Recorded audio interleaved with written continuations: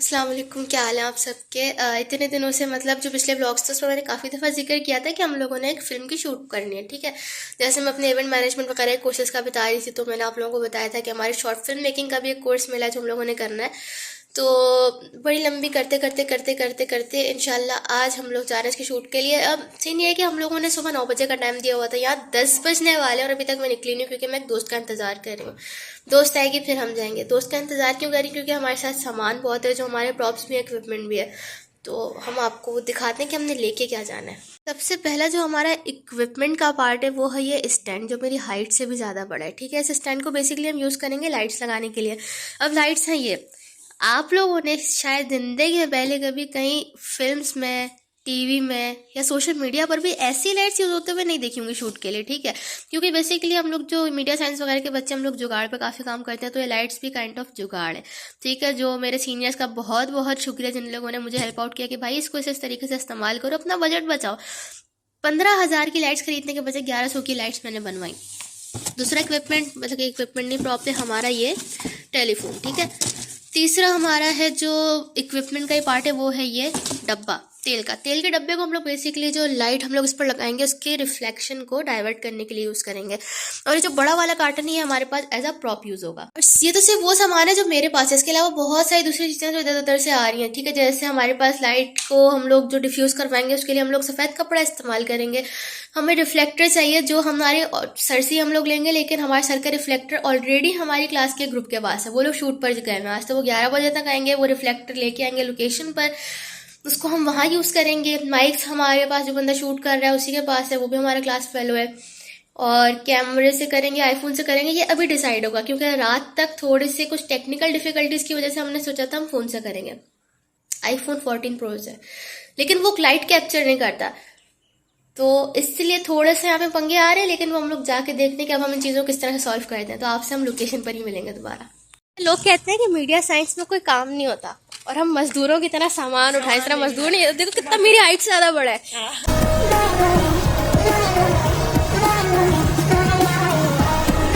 मैं अब तक ना चल के भागे ना चल के अंदर आई, ये पहले हम अपनी सड़क को फील कर रहे हैं, सोसाइटी की जो बनी हुई भी नहीं है।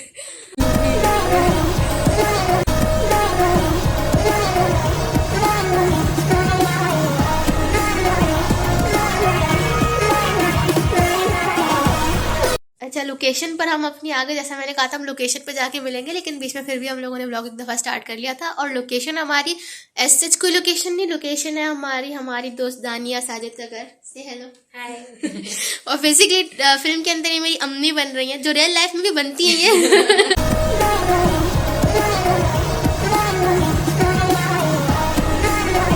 तो हमने कहा फिल्म में भी हम इनको बना देते, कैरेक्टर बहुत फिट बैठेगा। तो अभी हम आए हैं, 9 बजे का हमारा टाइम था, 11 बजने वाला, और अभी हम लोग वार्डरोब डिसाइड कर रहे हैं। महान लोग हैं, अपनी मर्जी से करते हैं जो करना होता है।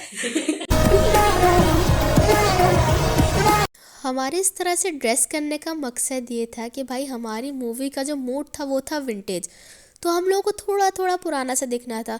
क्योंकि जो कलर ग्रेड का मेरे जहन में जो एक थीम थी वो ये थी कि हम लोगों ने इसको टील ऑरेंज रखना है, तो उसी के मुताबिक हम लोगों ने अपने अपने ड्रेसेस का कलर रखा। पहले मैंने सोचा मैं आप लोगों को बिहाइंड द सीन्स दिखाऊंगी, पर फिर मैंने सोचा कि नहीं भाई, बिहाइंड द सीन्स हम लोग मूवी लगाने के बाद आपको दिखाएंगे। और आज मेरा वॉइस ओवर करने का भी कोई सीन नहीं था, क्योंकि मेरी आवाज़ बिल्कुल भारी हुई हुई है, मौसम का असर है, तो बर्दाश्त कर लीजिएगा। इनसे मिलिए, ये है मुस्तफ़ा आलम, लगभग 22-23 साल के नौजवान जिनको काम की मजबूरी ने एक 60 साल अंकल का किरदार करने पर मजबूर कर दिया।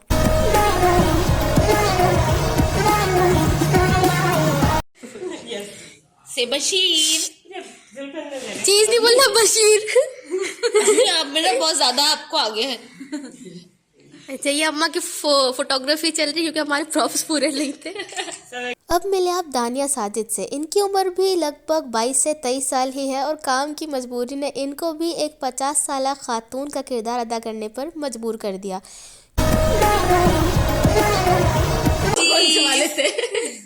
अच्छा, शादी का फोटो शूट नहीं चल रहा, शर्मा गया। ये भी ठीक है।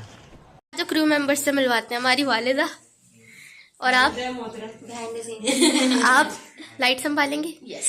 अच्छा, और आप लाइट वाली को संभालेंगे, ठीक है। और आप मेरा ब्लॉग संभालेंगे और सर आप कैमरा संभालेंगे। ये कैमरा मैन हमारे और वो हमारे ये हमारे अब्बू और ये ऑडियंस और मैं मुझे तो सब जानते ही हैं। आप कौन है?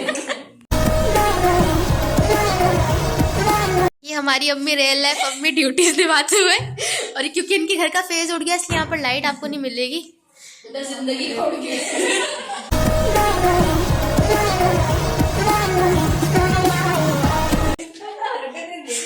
और ये क्या टैंक बना रही है आप या चाय बना रही है? चीनी है वैसे हाँ बिस्किट के डब्बों में नलकियां मिलती है, टैंक के डब्बे में सीली डिसअपॉइंटमेंट।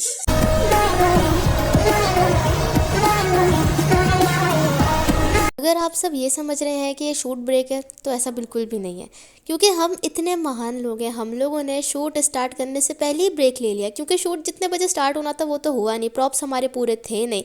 वो लेने के लिए हम लोगों ने लड़कों को, जो हमारे कैमरामैन थे और जो हमारे एक्टर थे, उनको हम लोगों ने भेजा और खुद हम इधर बैठ के चाय बनाई, पास्ता बनाया और इन्जॉय करने के लिए बैठ गए। तो बेसिकली शूट ब्रेक नहीं था, ये बिफोर शूट ब्रेक था।